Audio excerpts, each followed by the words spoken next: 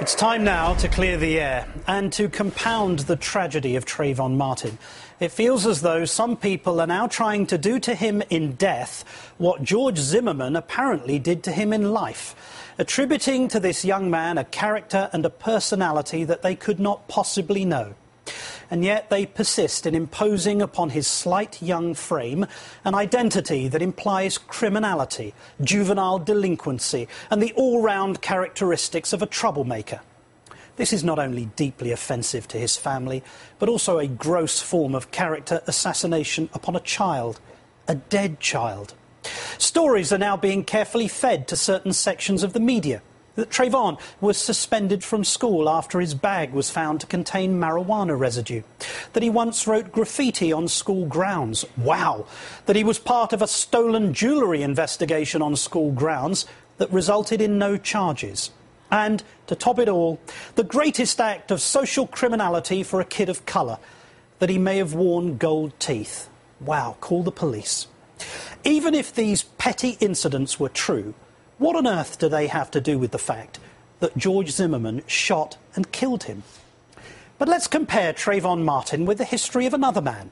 Only this one committed some real offences, and all of them after his 17th birthday. When this individual was 20, he was arrested for disorderly conduct after he got drunk and stole a Christmas wreath from a hotel. So that's drunk, disorderly and theft. Charges were later dropped. When he was 26, he took out his 16-year-old brother on an underage drinking spree. He lost control of his car, hitting a garbage can, but continued driving. When he was 30, he was arrested and found guilty of driving under the influence of alcohol. His driving licence was suspended for 2 years, even though his friends tried to say that it was for just 30 days. Now, does this brief history make him a social wretch? A criminal with no regard for other road users, a drunk, a disgraceful influence upon young people, including his own 16-year-old brother? What do you call him? Scum of the earth? Hoodlum? Criminal? In fact, America ended up calling him the 43rd President of the United States, George W. Bush. But that's not what they're calling Trayvon Martin.